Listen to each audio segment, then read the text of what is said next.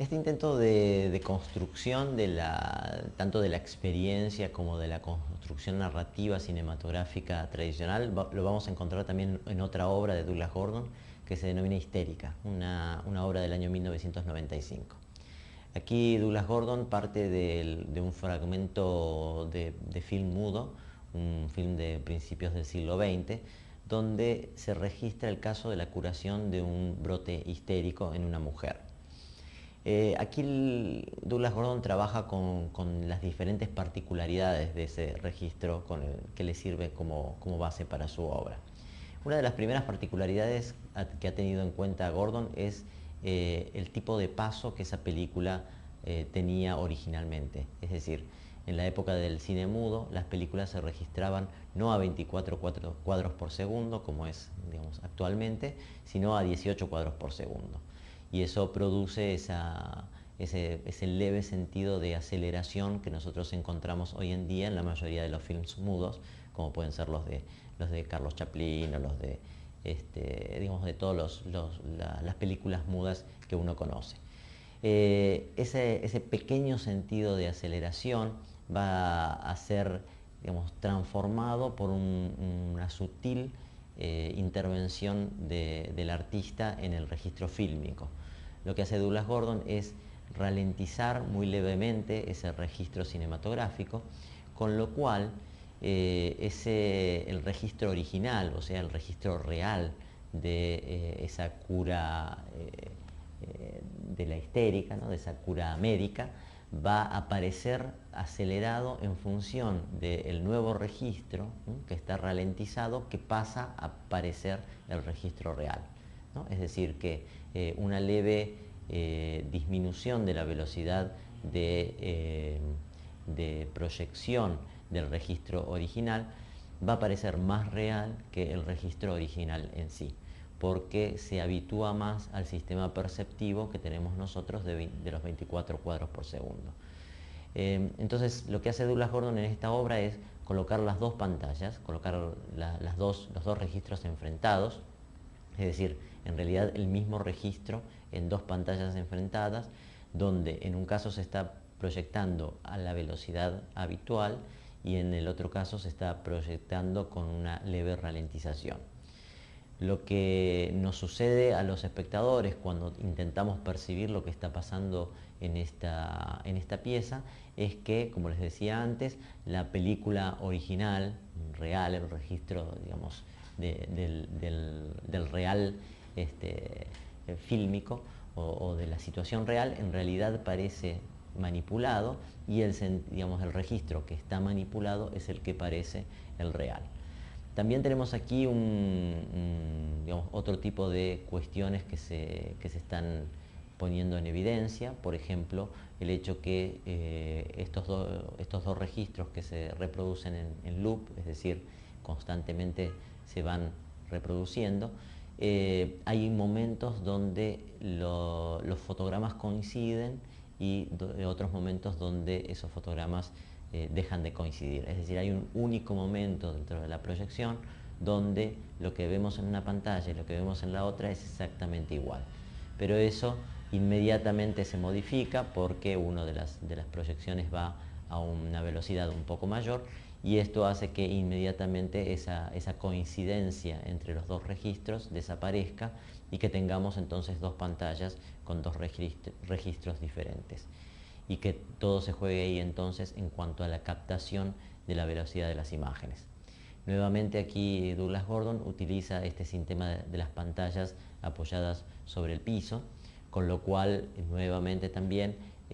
hay todo un sentido de la fisicalidad, si se quiere decir, o del carácter material de estas imágenes, y también una relación con el cuerpo del espectador que es importante, en tanto este puede desplazarse enfrente de la pieza y cambiar su perspectiva o su posicionamiento en relación a las imágenes.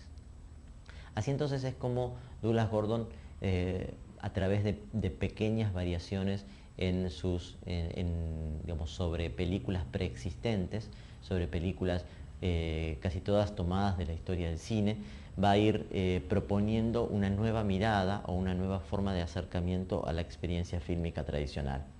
Hay otras dos obras de Douglas Gordon que sería interesante destacar en relación a este mismo tipo de procedimiento, o esta misma forma de actuación. Por un lado, la obra Entre el cielo y el infierno, donde Douglas Gordon lo que hace es confrontar, en este caso, dos películas. Lo que hace Douglas Gordon en esta obra es colocar una pantalla en el centro de una sala. Esa pantalla es una pantalla translúcida, o sea que permite que la imagen que se proyecta sobre un lado se filtre digamos, hacia el otro lado de la pantalla. Y lo que piensa Douglas Gordon en este caso es proyectar de un lado una película que es La canción de Bernadette, que habla sobre el milagro de Fátima, y del otro lado proyecta El exorcista, que habla, bueno, todos conocemos de esta chica poseída por el demonio. Entonces, él proyecta ambas películas sobre la misma pantalla, una de un lado y otra del otro. Como la pantalla es translúcida, las dos imágenes se funden, se mezclan, se interrelacionan. Y lo que vamos a obtener en la proyección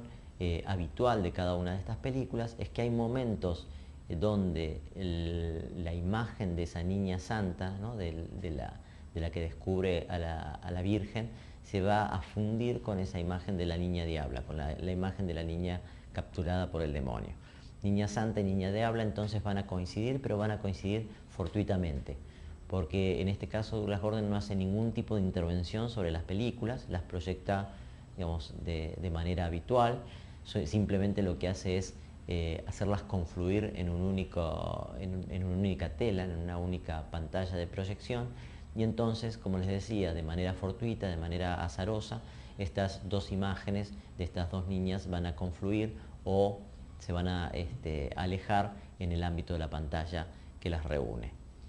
Otra obra bastante particular justamente de esto de ver el cine tradicional y de poder captar ciertos elementos que inviten a la reflexión, estaría en la obra de Douglas Gordon, en la que trabaja a partir de fragmentos de la película Taxi Driver.